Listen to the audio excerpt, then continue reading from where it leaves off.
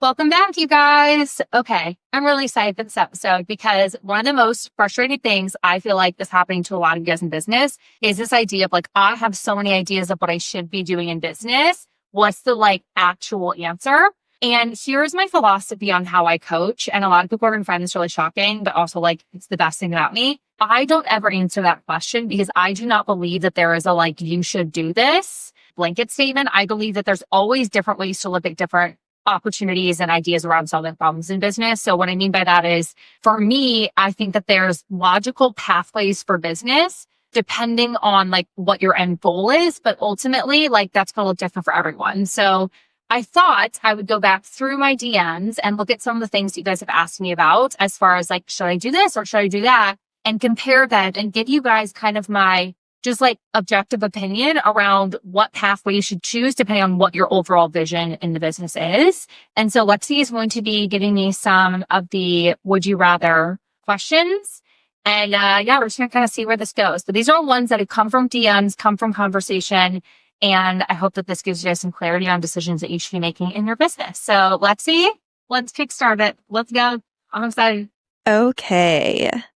The first one is, would you rather do sales calls or all your selling in the DMs? Okay, so I would rather do my selling in the DMs, but this is the thing, is actually at the beginning of business, I like doing sales calls and I'll explain why. So if you guys are in business right now and you are good at sales, you are going to do fine in DMs, but I will tell you what most people don't explain about sales calls is you have more control in sales calls than in DMs. What do I mean by that?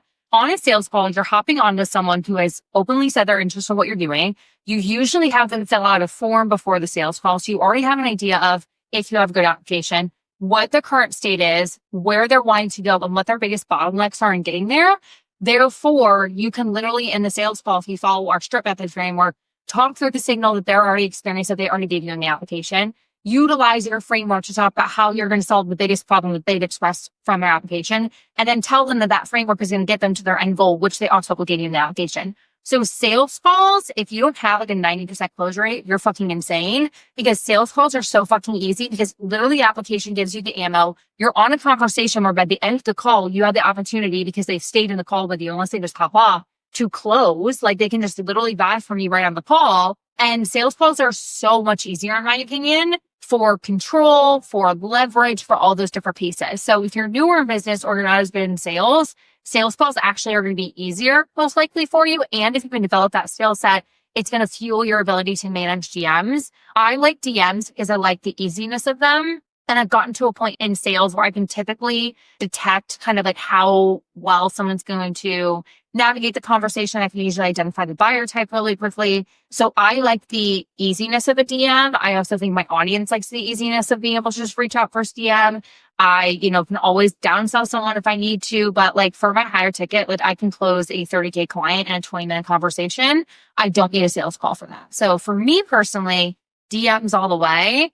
But I will say, like, you have to think about your need for leverage and your need for control when ultimately determining, like, which one makes the most sense for your business. And also just volume. Like, are you playing a volume game of business where you can handle 20 women in your DMs at once?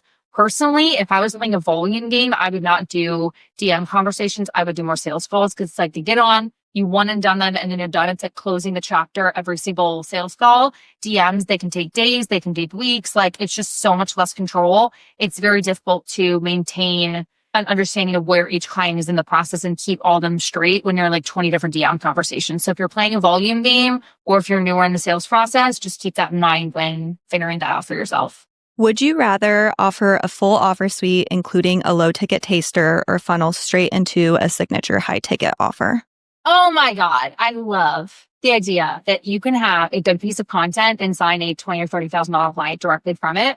Here's my, again, philosophy on selling high ticket directly from a piece of content versus like low ticket tasters or having a lot of like elements to your offer suite. At the end of the day, there is a kind of neuroscience principle around offers and choices. And when people have too many choices, it slows down the buying process. So for me, the fact that women can come into my space, they immediately DM me and I can just know that they are a DBM client or they're not. Like that's kind of how we do it. That is the easiest buying process. And it also eliminates the heaviness around choice. So that is really, really important. And thinking about that for your own business is, are we just giving people a lot of low ticket freebies? Like when I work with a lot of clients and they're like, oh, I'm only, signing 20K a month or whatever. And I'm like, well, that's because you have 80 or 100K of potential sales in your audience that they're funneling through your freebie Telegram group. Then they're funneling through your low ticket shit. Then they're going to your mid-tier mastermind. If you just want them in the high ticket mastermind, fucking sell them in the high ticket mastermind. But people tend to create all these offer suites to try to support each person at each level.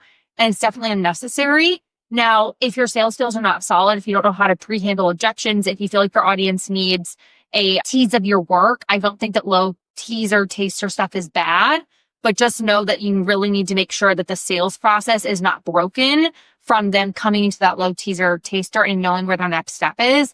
If there is any gap in the congruency between those two pieces, your sales conversations are going to be in 6 months, not in 6 hours. And so those are things that you need to think about is what is your actual buyer journey? Are you supporting the buyer journey by having the low ticket taster options are then there or in your offer suite? Or is it just because you think that they're necessary? Because I will tell you right now that we'll do $1 million of sales this year, more than that significantly. And it's weird to think about the fact that only probably 10% of our clients purchased anything from us before jumping into a year-long multiple 5-figure space. So you do not need low ticket tasters. You do not need to have people test your work if your marketing is superb. So if you want to invest in having superb marketing, you don't have to have those additional elements in your offer suite. And I promise you, people will get into your higher ticket offers much quicker if you don't have them, depending on your buyer type, depending on your overall buyer journey. Would you rather focus more on building or selling?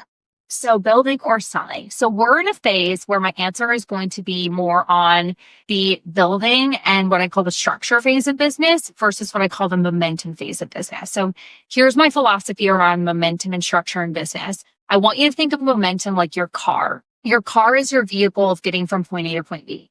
When people start a business, they're they hop in the car, they push on the gas and they're let me go as fast as possible. The problem is the moment that they feel like things are unsteady or they feel like they've gotten any momentum, they immediately are awesome, new offer, new this, do this. And they kind of jump out of the car and then their car goes all over the place, right? And if you crash, it's a mess. My philosophy in business is you always want to create momentum in a place where it's sustainable, meaning you've taken that signature offer to 100K of revenue. You're okay, proven, clear, there's interest here, there's, people that are really buying in here, great. Or you followed the same marketing process for at least 30 days or whatever it is to really identify what works. Once you've gotten your car in a place where you can put it in cruise control, then you can say, all right, now my car's in cruise control. Let me then go to another area to start working on that. But your car is not going to slow down or crash because it's in a place of continuous momentum. So my belief around this is if you do not know how to get your car in a place of continuous momentum, aka your business in a place of that, you should not be focusing on building your structure. You should be focusing on sell, momentum. And in our framework, in our DVM framework, that falls into the bucket of authority, which is marketing, conversion, which is sales, and delivery, which is offer suite and simplification of offer. If you get those 3 things in a really solid place, you know how to get consistent leads, you're selling those consistent leads effectively, and you have a signature offer, or if you're 2, fine, 1 or 2 offers that are selling consistently, where there's proof of concept, there's re-signs, then you have the ability to then pivot away from that without that with completely crashing. But a lot of people just start testing stuff. When it doesn't work immediately, they pivot and they pivot and they pivot, and then they never get their business past 5 and 10K months. If you are there, then you're focusing on structure over momentum. So we're in a place where we're focusing on a little bit more structure and refining it. But we've earned that because our business is selling the same offer for 3 years. We've been doing a lot of the same marketing for the last couple of years. We've identified those signature processes and they're rock fucking solid. Hold the fucking phone. I forgot my microphone. So if the first couple answers were a little bit dickery, that's because I literally forgot my mic. So many apologies. I hope that answer was good, Lexi. What's the next one? Sorry about that. Oopsie. Running a podcast, bitches. Running a podcast. It's fine. It's fine. Okay. Would you rather spend more time creating content for TikTok or Instagram? Ooh, also I've changed my answer on this. So here's my philosophy, belief. I feel like I've said that a lot on TikTok versus Instagram. TikTok is a visibility platform. It is designed to get you in front of new people. So for all of you guys who are on Instagram being I don't have any visibility, blah, blah, blah. There's 2 ways to solve that really intentionally is 1, you either go on a visibility platform like a TikTok or a LinkedIn or even a YouTube, and you determine which platform is going to support your needs best. So if you're I need to do more long form, YouTube would be great. If you're like, I just want more like visibility to my existing brand on Instagram, then TikTok is great. And if you're like, I really need to start speaking to more like executives, or you have that type of niche, LinkedIn's fantastic. All three are very good outreach platforms. They're going to get you more visibility on your brand. So that's one way. Or you can go on Instagram and utilize more visibility centric elements on an Instagram, like reels that are a little bit more educational based or transparency based, or, adding, like kind of quick, like jabby, bingeable type content. Like those are the types of things that are going to be pushed more on Instagram. So my belief, again, going back to my thoughts on momentum versus structure, try not to do too much at once. So for me, when I started, I just did TikTok, but then because TikTok's on a nurturing platform, I did sales calls because that was my ability to nurture people more intentionally. People were going from like basically the first date element of TikTok to me asking them to marry me with a offer. So I was like, well, if I can go from outreach content to a sales call from TikTok, that is how I'm basically going to nurture my TikTok leads. So I still use the platform for what it was designed for, but then brought them into a sales conversation. On Instagram, which is a nurturing platform, I've used TikTok to funnel people over to Instagram, but I've also been focusing more on outreach elements on Instagram. So right now we're utilizing Instagram more.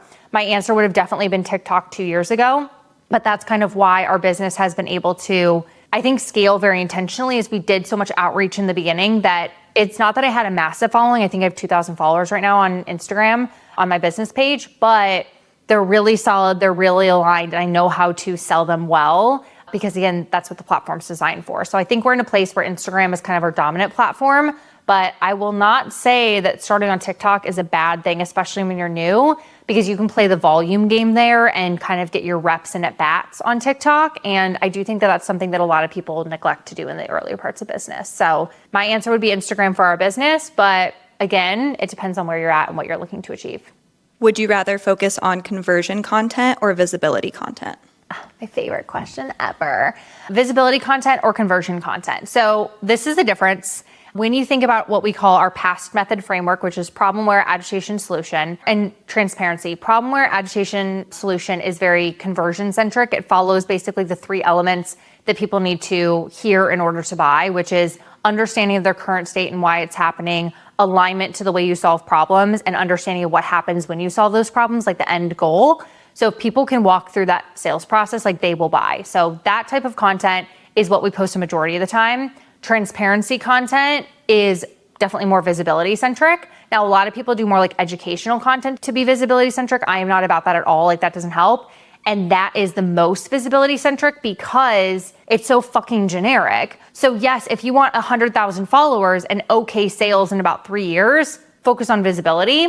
But I think I would always focus on conversion first, with the idea that yes, you're not going to have a lot of people following you, but the couple people that are following you, you are going to get them to buy, with the idea that as you start to master that, you can integrate a little bit of visibility content, again, from a transparency lens, which is like behind the scenes or, business alignment, beliefs, shifts that you've made, like that type of stuff, things that anchor people into your brand. If you can do that in conjunction with conversion content, you will start to grow your audience while also being able to convert the audience that's coming in. Versus if you just focus on visibility, you're really going to struggle to convert. The sales process is going to be very, very long, and you're going to be climbing an extremely uphill battle. So just keep that in mind. I've actually had 3 clients that have hired me in this last month that came from mentors that were very, very visibility centric. They've been building their brand for years. They've been posting a lot of educational content, and their sales are just coming from the fact that they basically have created this massive pond and just thrown fish into this pond, and they're just like throwing out a random reel and being like, people buy. Whereas like my pond has always been small, but it's full of all dream clients that are buying consistently. So it's just a different way of scaling a business. My way works very, very well for me. And most of my clients start to learn how to convert from content quicker versus like focus on visibility, and it works for the majority of people. So that's why. Okay, last question. Bring it on. Would you rather utilize paid ads or have only organic marketing? Organic for me, we've never run paid ads, and I want to tell you why I discourage paid ads, even though I think they're fantastic, and obviously it's like a shortcut to sales. So for me, my philosophy on paid ads is that when you're starting a business, especially an online business, you have the luxury, and I'm talking about service-based. If you're product-based, I might change my answer here, but if you are service-based, you have the luxury of scaling a business so lean, most insane profit margins ever, When you immediately default to, I have to run ads in order to get visibility or sales, what you are telling me is that you are only going to be as successful as much money you're willing to spend on the business. So if you are willing to sell or utilize money, basically sell your soul to ads as early as possible, you are saying, I am only going to scale the business if I have the ability to pour money into ads, which means that you don't learn how to be in control of predictable sales. And I think that sets business owners up for failure. So if you're putting yourself in a position where you can only get sales because you're willing to spend money to get sales, you're always going to be in the negative, in my opinion, unless you get really, really good at ads and you just get really lucky that you never have a bad month. But I just don't think that ever happens for entrepreneurs. I think we all go through seasons where we're like, oh my God, I'm so glad that I had a good month last month or whatever, and I've kept things lean. When you're at liability of depending on anything other than yourself to make money, that seems risky to me. So I like to know, one, how to do organic marketing so that I can always get sales regardless. And two, I also think that you have the ability to keep your business really lean in the beginning, you should. So I'm not against paid ads. I know a lot of clients that use them. I have a lot of friends that use them. They definitely have their place. But most of my clients typically scale to a place where they're so padded and they already know how to get sales organically that then ads just give them that additional boost. And that's probably my greatest philosophy around ads. But again, I don't think that means ads are wrong. It just means that, you're kind of setting yourself up to be at risk of your business completely depleting at any point if you get into a really difficult time. So I don't like to set myself up for a long-term failure. I like to be able to depend on myself and no one else for success. So for all my independent bitches, ads are definitely, going to deter you away from a lot of predictability in your business, long-term predictability. So just things to think about with ads, but ads are amazing. I just prefer organic, and that's why. Can we talk about the fact that in my last episode I recorded today, I talked about the fact that I was on my period. I'm pretty sure my brain is not turned on today, but I actually think that was a really fun little kind of quickie episode. A lot of the reasons that we were doing some of these fun quickie episodes is something that I talked about in my last podcast episode, which is I want to be able to integrate some more business content on our By the Blazer platform. So you can let me know if this was something that you really enjoyed, but here's my general rule of thumb, okay? There is no one way to scale a business. There is no one way to scale a business, to have to do it one way, to have to do ads or not, or low ticket or high. I just don't believe that there's one way to scale a business. I think that it all depends on your vision. It depends on where you're going. But I do think that there's principles and philosophies that you should adapt into business that allow you to make really good decisions. So if you could take away anything from today, it's even with my own answers, there was so much intention of why I made that decision. So please invest in mentors that will help you come to decisions on your own. Please invest in spaces that will help you develop a ability to have discernment in decisions that you make. And ultimately, if anyone tells you that there's only one way to do things, they are buttfuck lying to you. It's not true. So I hope that you guys enjoyed this mini episode. I will see you guys when I'm not on my period next week.